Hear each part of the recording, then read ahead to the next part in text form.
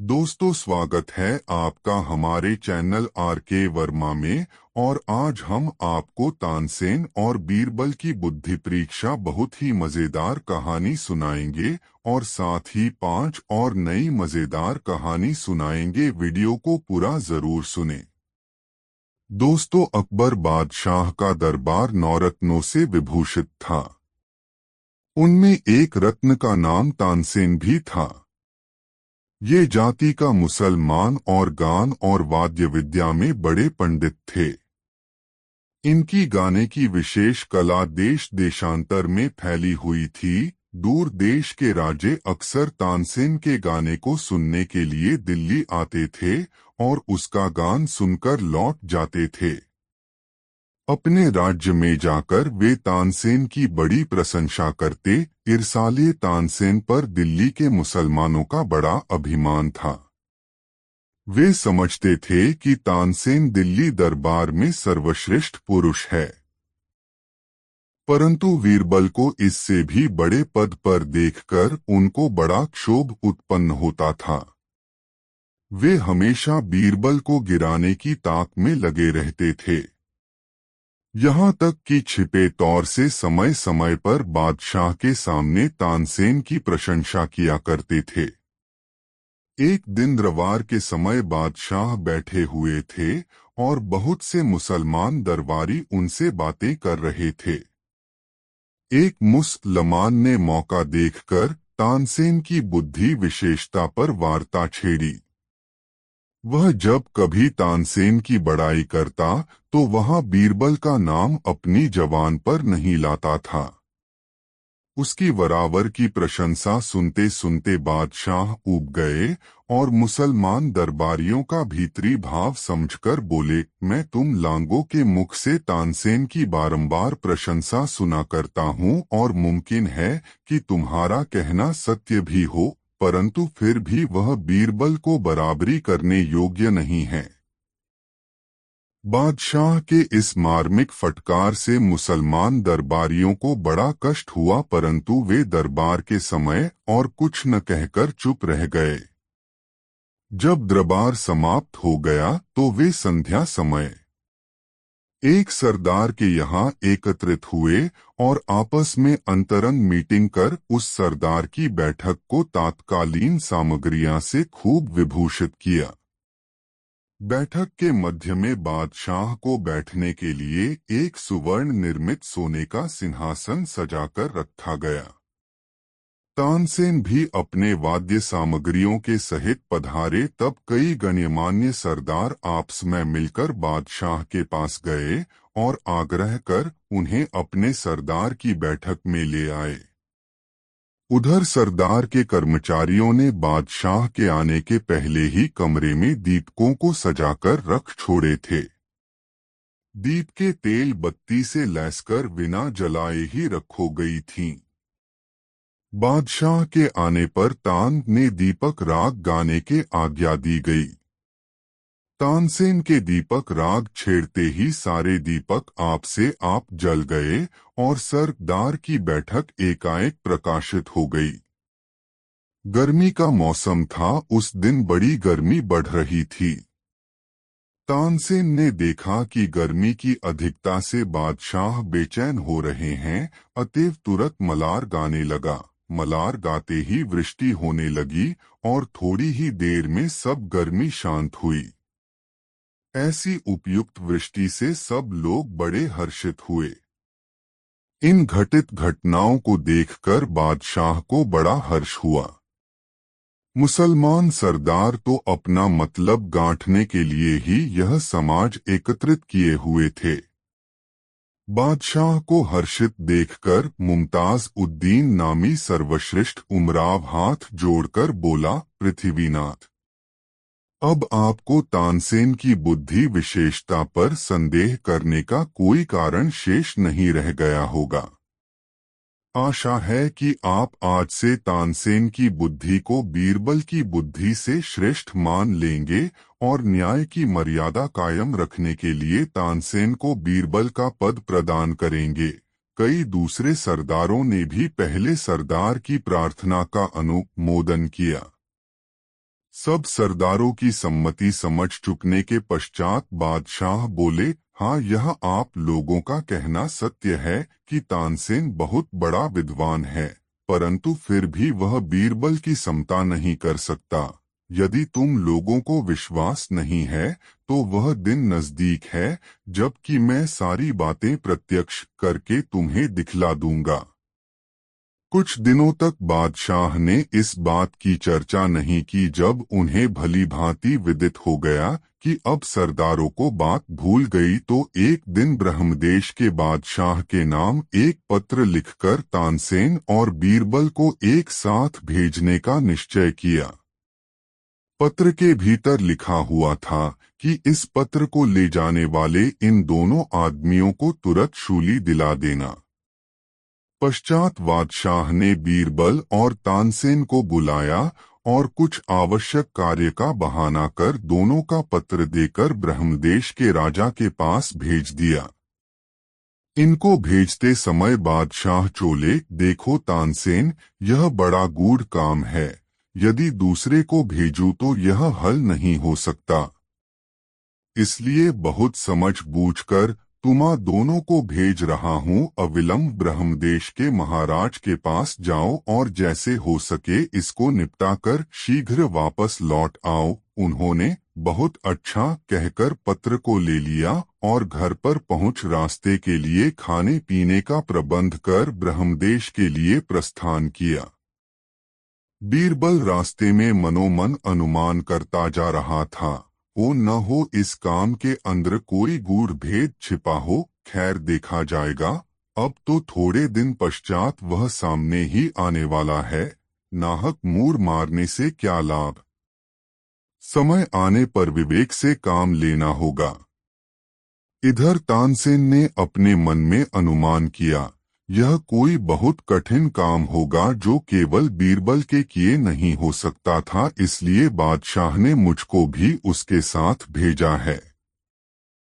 लो, अच्छा ही हुआ, भ्रमण का भ्रमण होगा और गायन सुनाकर राजा को प्रसन्न कर पारितोषिक अलग से लूंगा, ऐसा अनुमान कर वह मन में फूला नहीं समाता था। बादशाह ने इनको सवारी के लिए तेज घोड़े दिए थे, इसलिए थोड़े ही दिनों की यात्रा के पश्चात ये ब्रह्मदेश की राजधानी में जा पहुँचे। जिस समय ये ब्रह्मदेश के सरहद पर पहुँचे सूर्यास्त हो रहा था। कोई परिचय का भी नहीं था।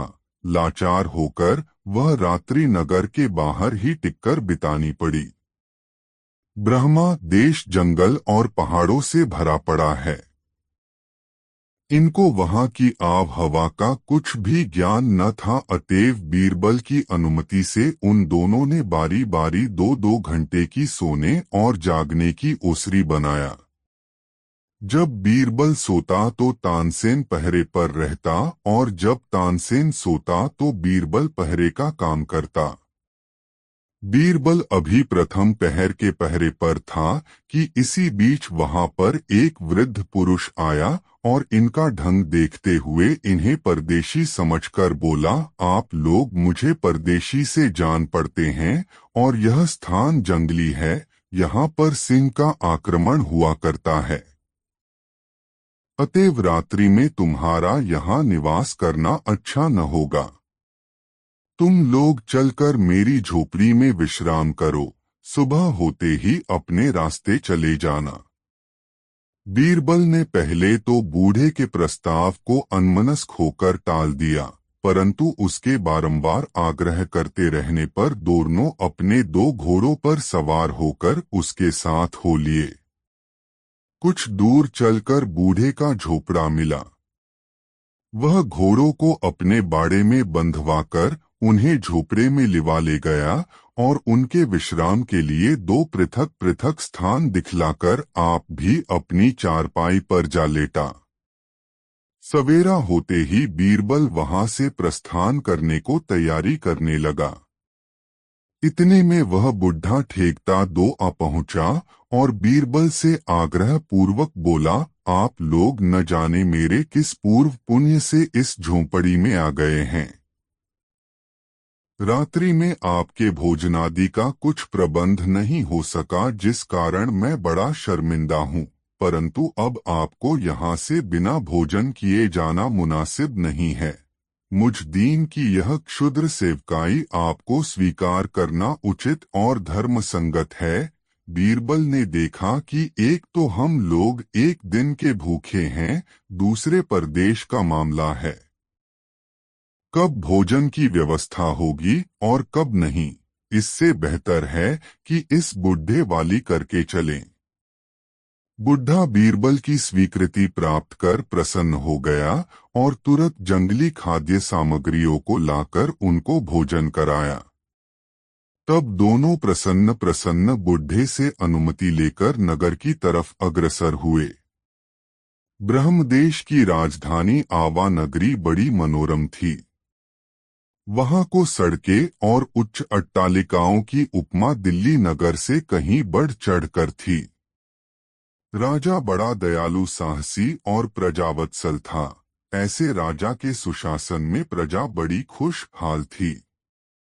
क्या मजाल कि कोई सबल किसी निर्बल पर प्रहार करे। शेर बकरी एक घाट पानी पीते थे।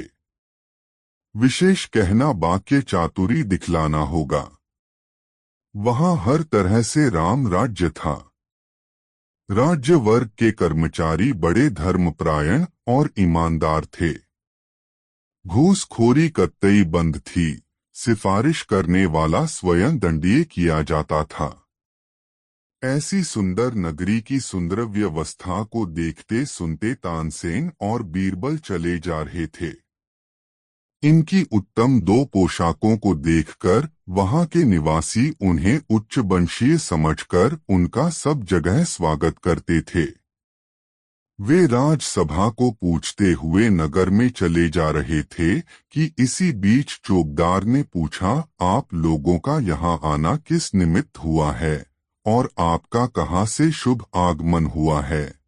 बीरबल बोला, हम दिल्ली के निवासी हैं। बादशाह का पत्र लेकर यहाँ के राजा से मिलने आए हैं।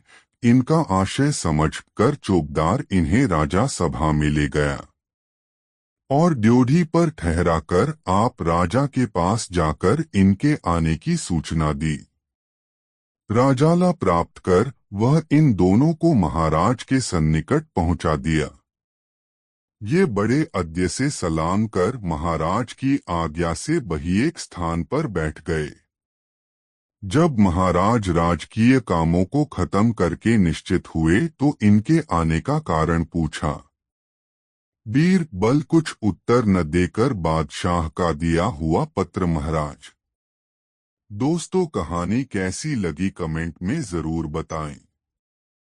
दो खटीक और तेली नई मजेदार कहानी। एक दिन दिल्ली नगर के एक खटिक और तेली के अंतर्गत कुछ विवाद खड़ा हो गया और वे आपस की लड़ाई को लेकर न्याय कराने के अभिप्राय से बीरबल के पास पहुंचे। तब बीरबल बोला, आप लोगों में कौन वादी है और कौन प्रतिवादी? तेली अपने को वादी बतलाता और खटिक अपने को प्रतिवादी।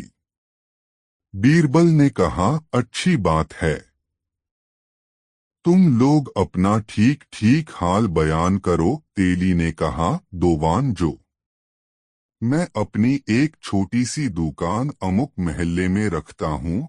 एक दिन जबकि मैं अपनी दुकान पर बैठा माल खरीद फरोख्त कर रहा था, यह खटिक मेरी दुकान पर आकर मुझसे तेल मांगने लगा। मैंने इसके बार दो मांगने पर और कामों का हर्ष करके इसको तत्काल तेल दे दिया। दूसरे कामों का बहुत संझट था, फिर मैं उन कामों में लिपट गया। जब कुछ देर बाद उन झंझटों से खाली हुआ तो क्या देखता हूँ कि पैसे की थैली गायब है। उतने समय के बीच इसके अतिरिक्त कोई दूसरा व्यक्ति मेरी दुकान पर नहीं आया था, जिस कारण मुझे इस खटिक पर संदेह हुआ और तुरंत इसके पास दौड़ा हुआ गया। थैली खटिक के हाथ में ही थी। जब मैंने उससे अपनी थैली मांगी तो बोला, क्या तेरा दिमाग खराब हो गया है, जो इस प्रकार दूसरे का धन देखकर उस पर लोभ करता है। यह थैली मेरी है, यही मेरा मामला है, जो आपके सामने सच्चा सच्चा बयान किया है। ईश्वर मेरा साक्षी है, जो मैं एक बात भी झूठी कहे हूँ। आपसे अनुरोध करता हूँ कि इसका न्याय कर आप मेरी थैली मुझे दिलवा दें। तब खटिक के बयान की बारी आई। वह बीरबल से बोला, गरीब परवर, आज मैं अपने बिक्री के पैसे का मिजान लगा रहा था, जबकि यह तेली मेरो दुकान पर तेल लेकर आया। यह मेरा निकट पड़ोसी है, मैं बराबर इससे तेल खरीद करता हूँ। यह तेल देकर तुरंत चला गया। जब कुछ देर बाद में पैसों का मीजान लगा चुका तो उन्हें गिनकर रखने के लिए थैली की तरफ देखा। थैली गायब हो गई थी। इसके अंतर्गत यही तेली मेरी दुकान पर आया था। मुझे शक हो गया और दौड़कर इसे रास्ते ही में पकड़ लिया। यह मुझे देखकर सिटपिटाने लगा और चाहता था कि चकमा देकर मुझे कोरा लौटा देवे। मैंने झपटकर इसके हाथ से पैसों की थैली छीन ली। यही मामला है, मैंने अपना सारा बयान सही सही दिया है। अगर एक शब्द भी झूठा हो तो ईश्वर मुझे दंड दे। हजूर समर्थ हैं, मेरा न्याय कर देवें। उन दोनों का बयान सुनकर उस समय बीरबल उन्हें घर जाने की आज्ञा दी और बोला, कल फिर तुम लोग इसी समय हाजिर होना। न्याय हो जाने तक इस पैसे की थैली को मेरे पास छोड़ जाओ। थैली वहीं छोड़कर वे दोनों अपने अपने घर गए। इधर चीरवल ने एक नई युक्ति सोचकर पैसों को गर्म पानी में घुलवाया। उसको घुलवाने से यह अभिप्राय था कि यदि तेली के पैसे होंगे तो उसमें तेल लगा होगा और तेल गर्म पानी पर उतरा जाएगा, परंतु ऐसा न हुआ, बल्कि पैसों से और प्रकार की महक आने लगी। बीरबल को अब निश्चित हो गया कि वे पैसे तेली के नहीं हैं। वह प्रलोभन में आकर झूठा फरेब रचता है। इसका असली मालिक खटिक ही है।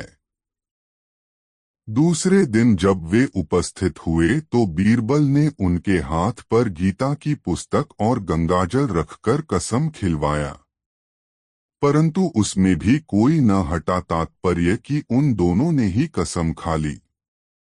तब बीरबल ने उस थैली को खटिक के हाथ में सपुर्द कर दो और तेलों को धोखेबाजी के अपराध में उचित दंड दिया।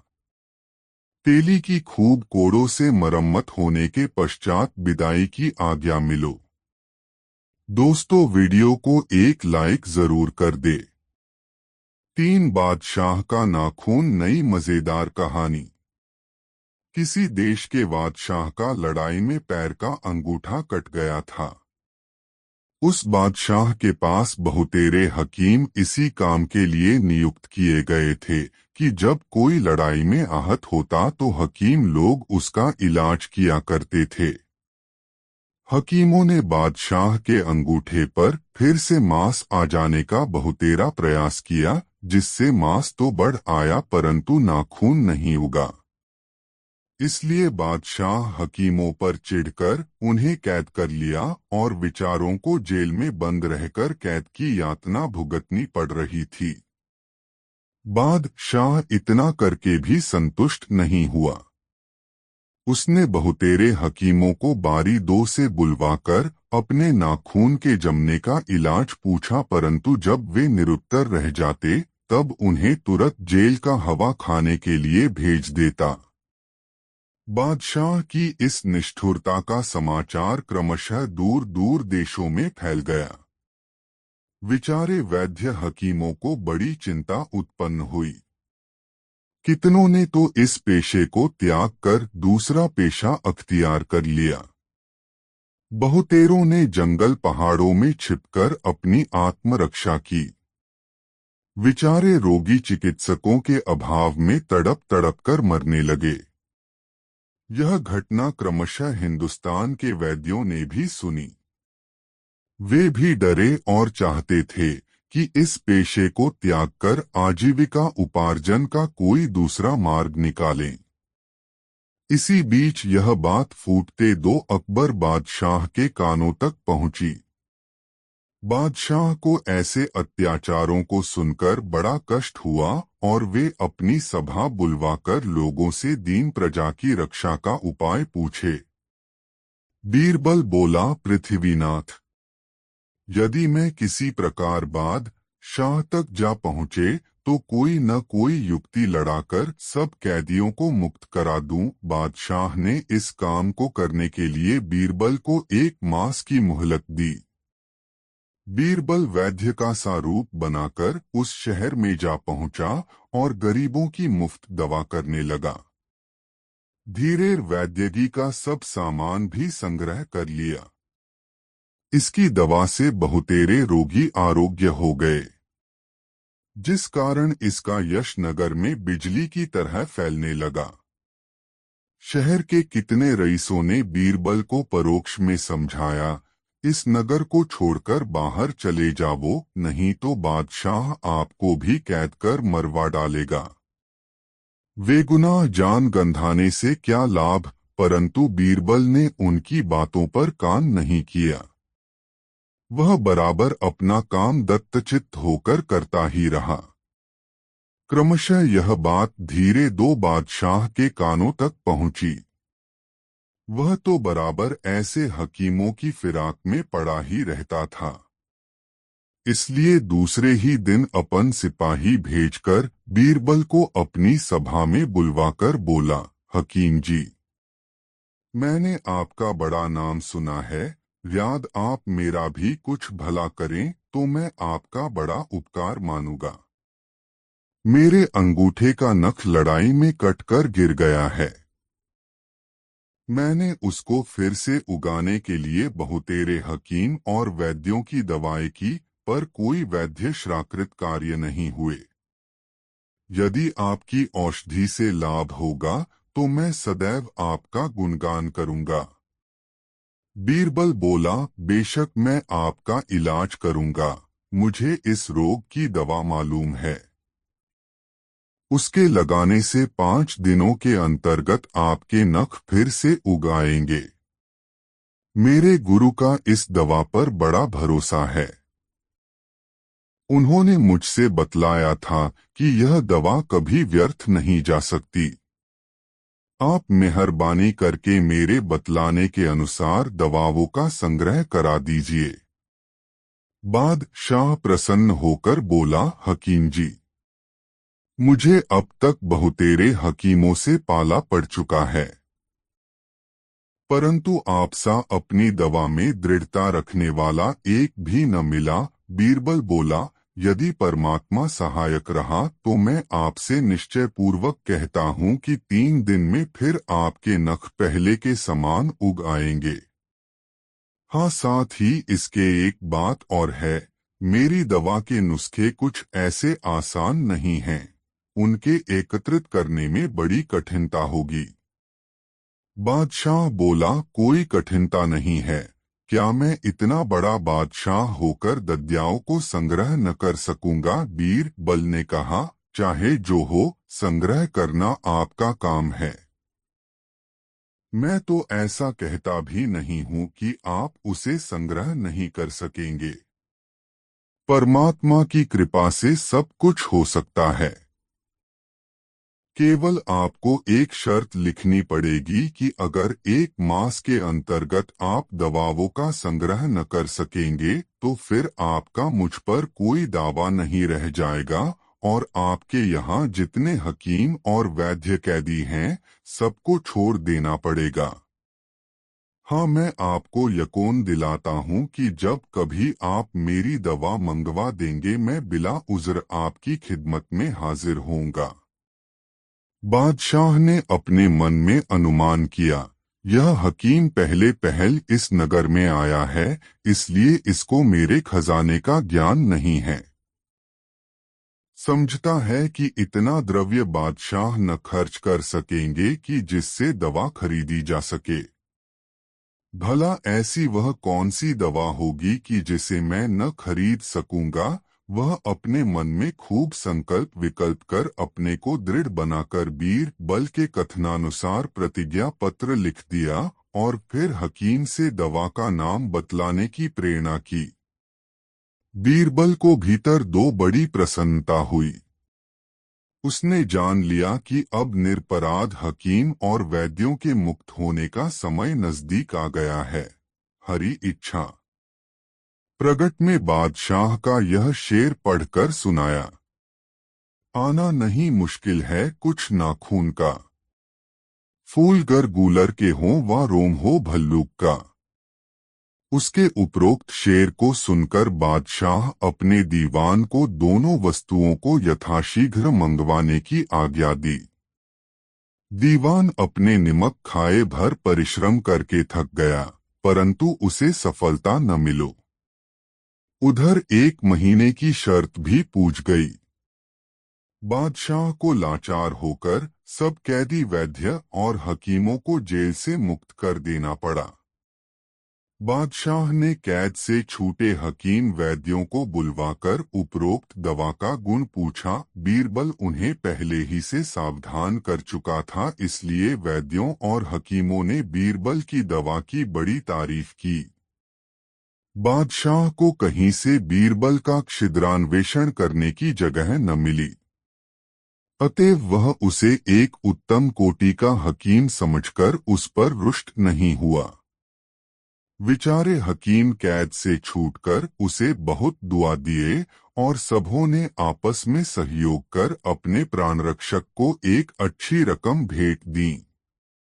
बीरबल वहां से चलकर कई दिनों के पश्चात दिल्ली पहुंचा और बादशाह के सामने वहां का आद्योपांत समाचार कहकर सुनाया। बादशाह ने बीरबल के बुद्धिमानी की बड़ी प्रशंसा की और अन्य दबारी भी सब तफर से वाह वाह करने लगे। दोस्तों, कहानी वीडियो कैसा लगा कमेंट में जरूर बताएं।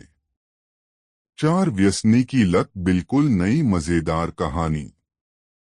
एक दिन बादशाह बीरबल के साथ नगर में होकर हवाखोरी के लिए निकला था।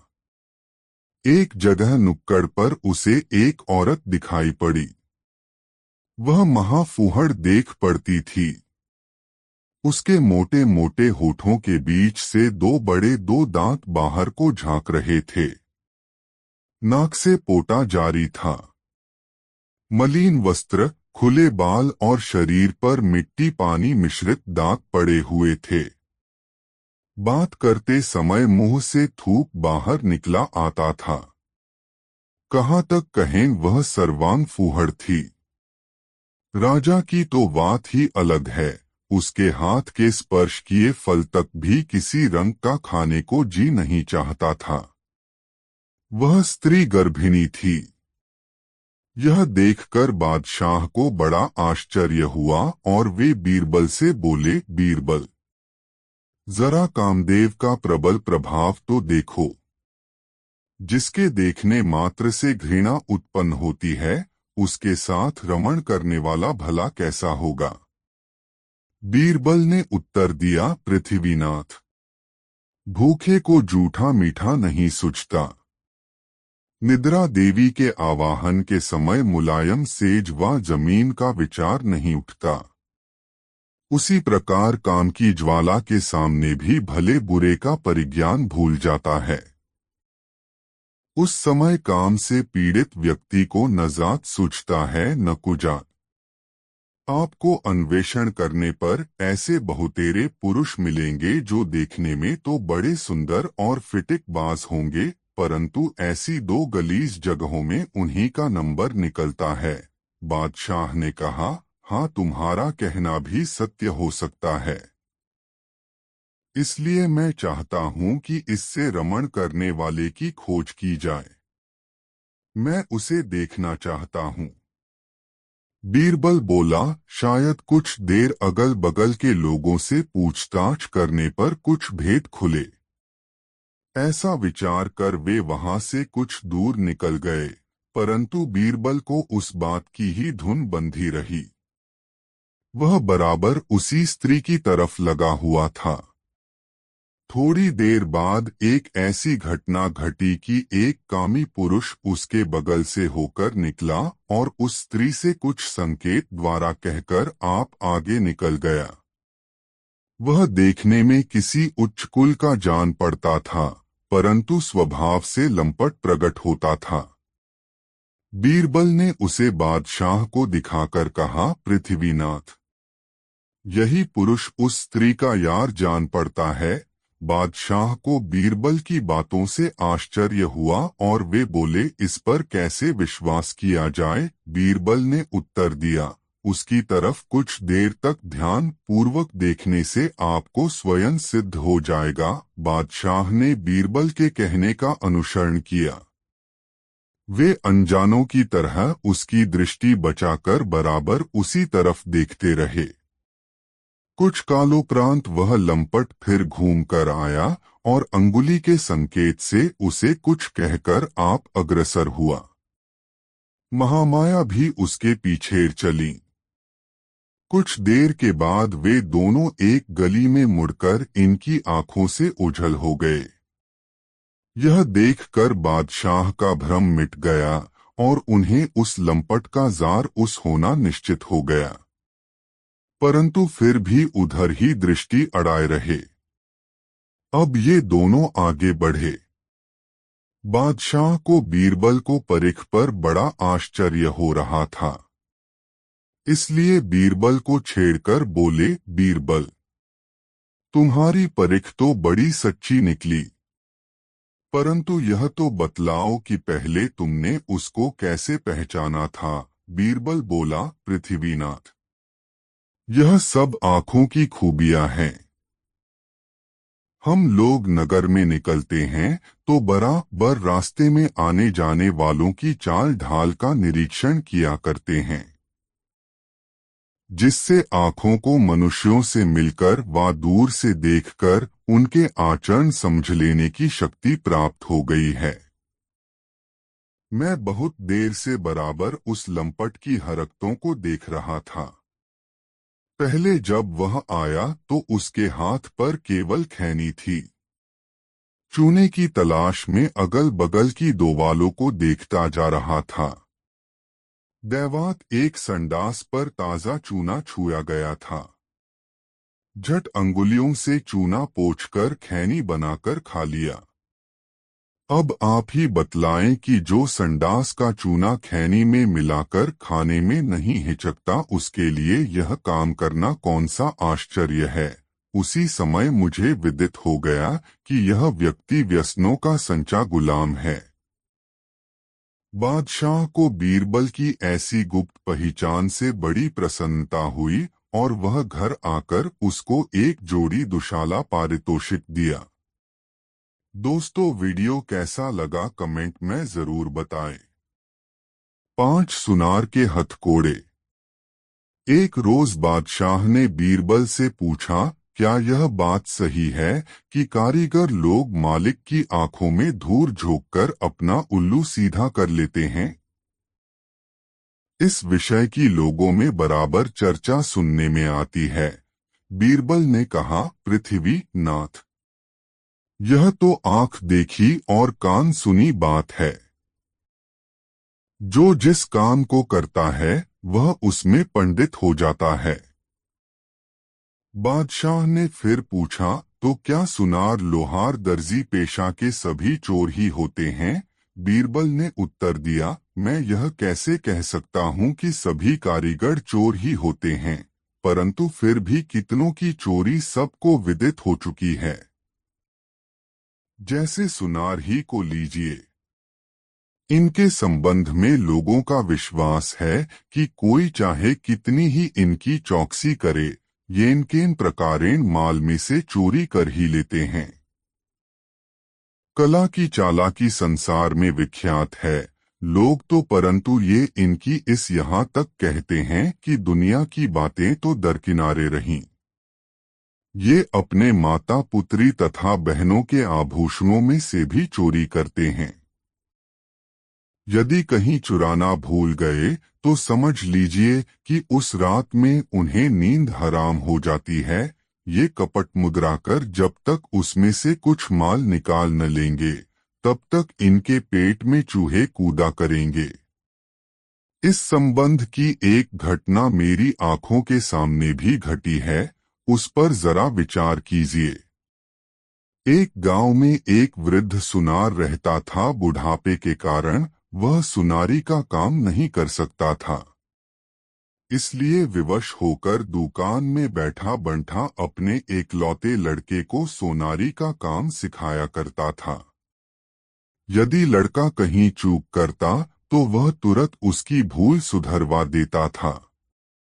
दैवयोग से उस वृद्ध सुनार की लड़की ससुराल से पीहर आई। उसे भी कुछ सोने के गहने बनवाए थे, अतएव अन्य जगह न देकर उसने अपने भाई से ही गहने बनवाना उत्तम समझा। उसका ख्याल था कि भाई के हाथ से बने हुए गहनों में फर्क नहीं पड़ेगा। दूसरे सुनारों का क्या विश्वास, वह अपना सब सोना भाई को देकर आप उसके पास बैठकर गहने बनवाने लगी। उसका बूढ़ा बाप भी वहीं दुकान में बैठा हुआ था। बूढ़े ने मन में अनुमान किया, जो मैं लड़के से प्रकट रूप में कहता हूँ तो लड़की सारी बातें जान जाएगी, और यदि नहीं कहता हूँ तो लड़का चहन के गहने सोचकर उसमें से चोरी नहीं करेगा। तब तो मेरे इस पेशे का नाम कलंकित होगा। वह अंगड़ाई लेता हुआ चोला, अरे राम, अपने लिए तो सभी एक समान हैं। ठग जाने ठगी की भाषा, ताते उमा गुप्त करी राखा, बाली घटना घटी। लड़का बाप की शिक्षा से धीरे धीरे पंडित हो चुका था। उसने अपने पिता के कहने का भावार्थ समझ लिया, परंतु प्रकट रूप से पिता को कुछ उत्तर नहीं दिया। बूढ़े ने समझा कि शायद लड़के को मेरा सांकेतिक शब्द समझ में नहीं आया, अतएव रह रहकर वही पहले वाला शब्द पुनः पुनः कहने लगा। लड़का दत्तचित्त हो अपनी बहन से बातें करता हुआ गहने गढ़ रहा था। पिता के बार बार के टोकारे से खींच कर बोला, पिताजी, आज आप इतना राम राम क्यों कह रहे हैं? अरे राम ने तो बहुत पहले ही लंका नगरी को लूट लिया था, अब उसमें रखा ही क्या है? अपने लाडले से ऐसा संतोषप्रद उत्तर पाकर वृद्ध गद हो गया और उसे अपने पुत्र पर बहुत भरोसा हुआ। वह लड़का कोवा से कबेला चतुर वालों कहावत पहले ही चरितार्थ कर सोने की एक गुली माल में से कपट कर राख में छिपा दिए था। इस घटना को सुनकर बीरबल ने कहा, पृथ्वीनाथ, कारीगर बड़े बजर बेहिया होते हैं। वे अपने कला में जब तक चोरी करना नहीं जानते तब तक उनको अपने कारीगर होने में संदेह ही बना रहता है। आप इसे पक्का समझें कि जो जितना बड़ा कारीगर होता है वह उतना ही चोर भी होता है। यही इनकी विशेषता है कि माल चुरा लेते हैं और दूसरों पर इनका भेद प्रकट नहीं होने पाता। सुनार तो शास्त्रों द्वारा इस फन में विख्यात हैं। इनका नाम शास्त्रकारों ने पश्यतो हर बतलाया है। इसका भावार्थ यह है कि यह आंख के सामने ही चोरी करते हैं, परंतु देखने वालों की बुद्धि कुछ काम नहीं करती। दोस्तों, वीडियो को एक लाइक जरूर कर दे। 6 भाग्य बड़ी है कि उद्योग नई मजेदार कहानी।